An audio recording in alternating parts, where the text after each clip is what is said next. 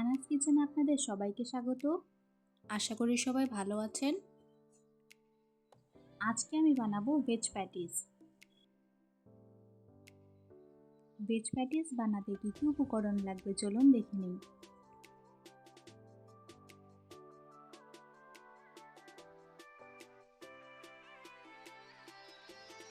নিয়েছি কড়াইশুঁটি, 1.5 কাপ ময়দা, গাজর, আলু, 1 চামচ ঘি। প্রথমে একটি পাত্রে 1.5 কাপ ময়দা, নুন ও 1 চামচ ঘি দিয়ে ভালো করে মেখে নিব। আজকের রেসিপিটা যদি আপনাদের ভালো লাগে আমার চ্যানেলটিকে লাইক, শেয়ার, সাবস্ক্রাইব করে আমার পাশে থাকবেন।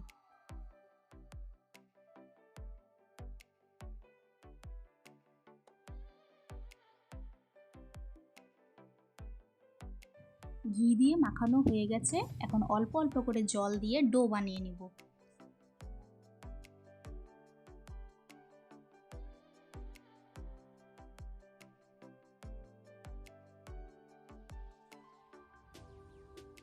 একটি সফট ডো তৈরি হয়ে গেছে। এখন হাতের মধ্যে একটু তেল মাখিয়ে নিয়ে ঢেকে রেখে দেব।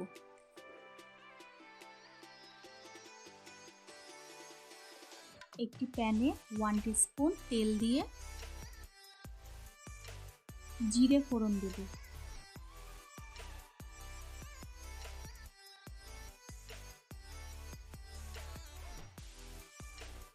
সামান্য একটু হিং দিয়ে দিলাম।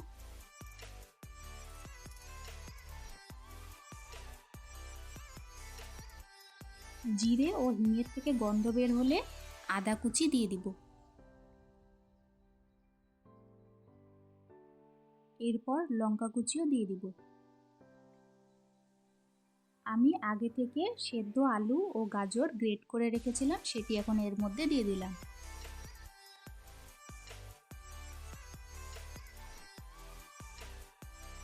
সব কিছু ভালো করে মিক্স করে নিব ও কড়াইশুঁটি দিয়ে দিব।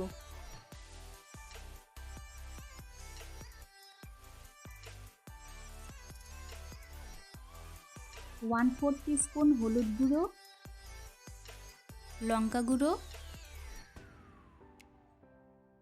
গরম মশলা গুঁড়ো, ধনে গুঁড়ো ও চাট মশলা দিয়ে ভালো করে মিশিয়ে নিব।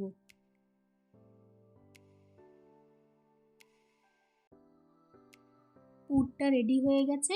এখন নামানোর আগে স্বাদ মতো নুন দিয়ে নামিয়ে নেব।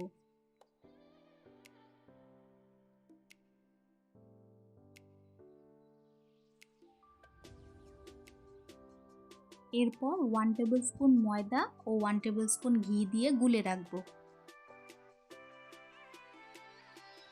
1.5 কাপ ময়দাতে 4টে প্যাটিস হবে।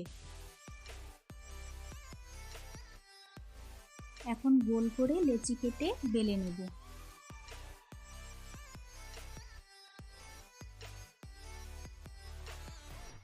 গোল করে বেলা হয়ে গেছে। ময়দা ও ঘিয়ের মিশ্রণটা একটি ব্রাশের সাহায্যে লাগিয়ে নেব।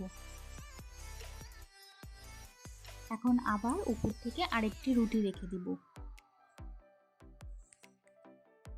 ঠিক একইভাবে 4টে রুটি রেখে দিলে প্যাটিসগুলো খুব ভালো হবে।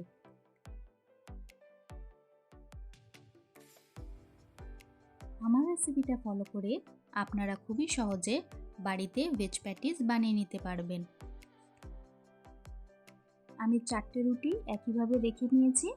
এখন লাস্টের রুটির মধ্যে আমি ঘি ও ময়দা লাগাবো না, আবারও একটু ভালো করে বেলে নিব।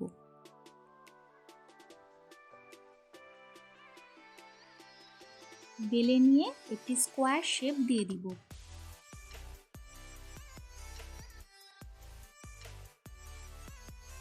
এখন সাইডের পার্টসগুলো কি ফেলে দিবেন? একদমই না, এটাও আমরা বানিয়ে খাবো।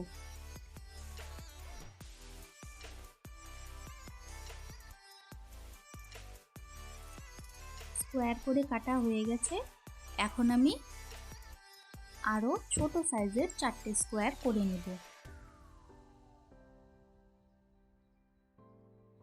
এখন মাঝখানে পুরটা রেখে মুখগুলো বন্ধ করে দিব। একটু ঘি ও ময়দার মিশ্রণ লাগিয়ে।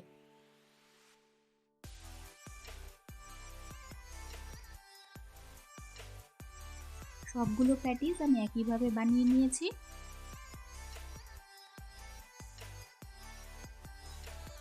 স্কোয়ার কাটার সময় যে সাইডের পার্টসগুলো ছিল আলুর পুর রেখে এইভাবে রোল করে নেব।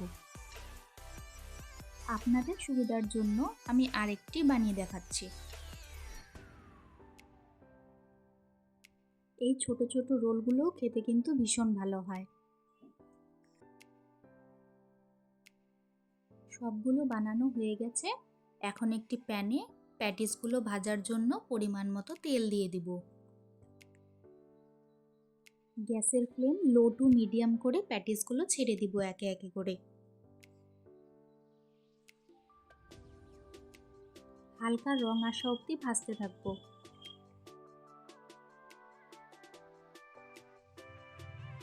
প্যাটিসগুলো উল্টে দিয়েছি, দেখুন কি সুন্দর পার্টসগুলো বোঝা যাচ্ছে।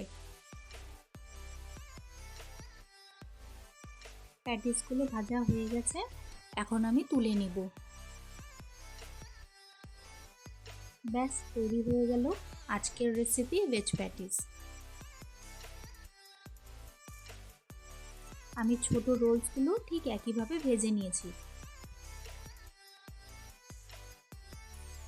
আমি প্যাটিসগুলো টমেটো সসের সাথে পরিবেশন করেছি।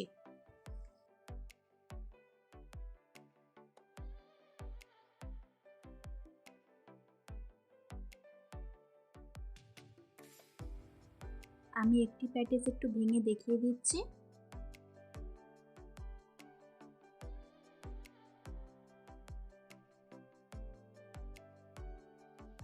আজকের ভিডিও দেখার জন্য আপনাদের সবাইকে অনেক ধন্যবাদ। সবাই খুব ভালো থাকবেন।